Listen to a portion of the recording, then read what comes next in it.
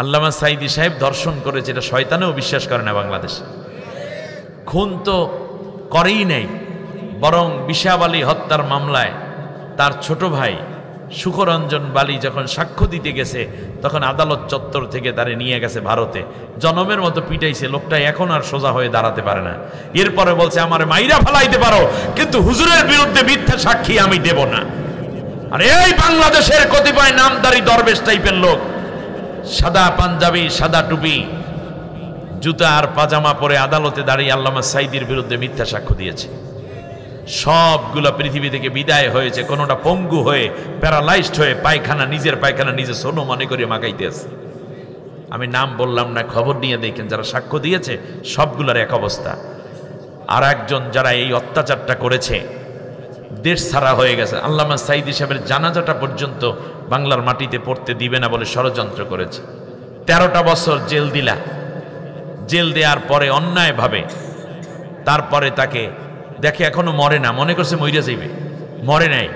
তারপরে নির্বাচনের আগ মুহূর্তে শেষ পর্যন্ত জেল থেকে এনে আনা হইল পিজি হাসপাতালে চিকিৎসার নাম করে। তার সন্তানরা দেখতে চেয়েছে আমার আব্বাকে দেখবো আমরা, কি চিকিৎসা হচ্ছে, দেখতে দেয় নাই। এই অধিকার আছে না নাই?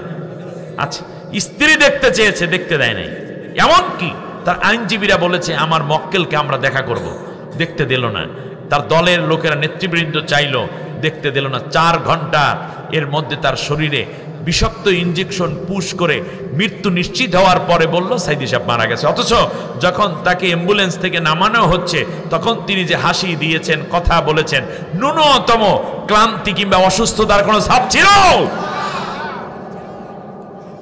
একদিকে কাউকে দেখতে না দেওয়া, গোপন রাখা, অপরদিকে সুস্থ আল্লামা সাঈদীকে মেরে ফেলা, সব ষড়যন্ত্র ভারতীয় একটি গ্রুপের মাধ্যমে বাংলাদেশ সরকারের তত্ত্বাবধানে ডাক্তার দ্বারা করানো হয়েছে। তাই জনতার দাবি, এই ট্রাইব্যুনালের সর্বপ্রথম আল্লামা সাঈদী হত্যার বিচারের রায় কার্যকর করতে হবে। জানাজাটা পর্যন্ত পড়তে দেয়নি।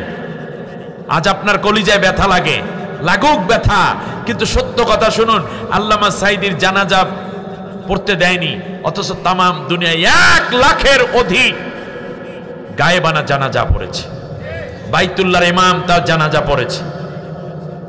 এমনি করে করে সৌদি আরাবিয়ান উল্লেখযোগ্য জায়গা যা আছে সব, মালয়েশিয়া, ইন্দোনেশিয়া, সেখান থেকে ধরে এমনকি ভারতও সাঈদী সাহেবের গায়েবানা জানাজা হয়েছে। আমার দেশে যারা গায়েবানা জানাজা পড়লো তাদের অনেক ইমামকে ধরে জেলের মধ্যে দিল, মুসল্লিদেরকে জেল দিল।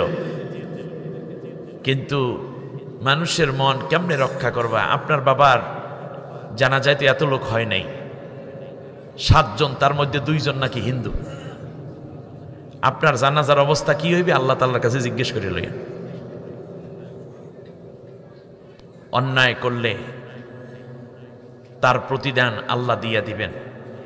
আমরা আল্লাহর কাছে বলি, যারা মাজলুম হয়েছে, যারা অত্যাচার করেছে, আল্লাহ তুমি তাদের মুখও সেই জাতির সামনে খুলে দাও। কোন দল? আরো জোরে, জান্নাতি।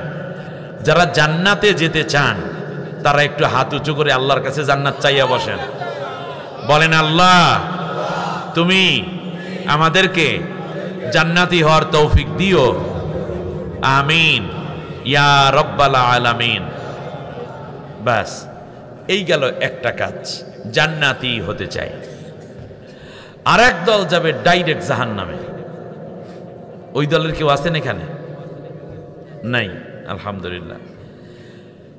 আল্লাহুম্মা ইন্নী আসআলুকাল জান্নাতা ওয়া নাউযু বিকা মিনান নার। আল্লাহুম্মা ইন্না নাসআলুকাল জান্নাতা, আল্লাহ আমরা তোমার কাছে জান্নাত চাই, ওয়া নাউযু বিকা মিনান নার।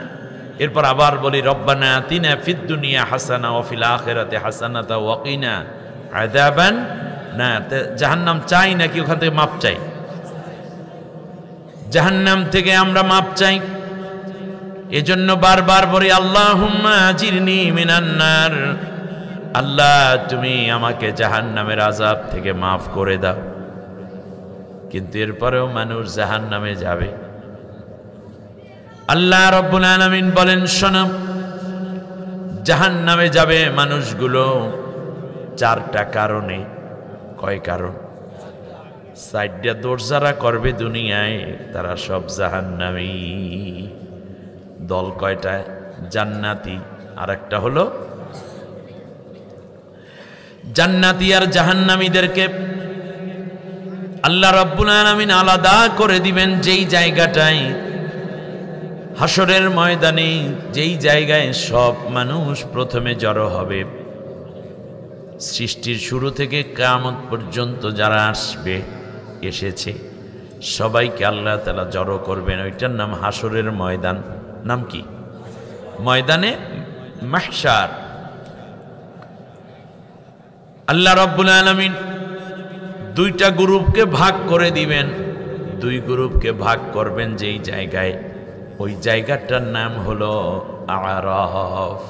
জায়গার নাম কি? আরাফ। আরাফ নামে একটা সূরা আছে না? এইটার মধ্যেই আল্লাহ ভাগের কথাটা বলছে। এই দুই দল ভাগ হওয়ার আগে আল্লাহ রাব্বুল আলামিন আর একটা দলকে আগেই জান্নাতের মধ্যে নিয়ে রাখবেন। সুবহানাল্লাহ বলেন। তাহলে দল পাইয়ে গেলাম কয়টা? তিনটা।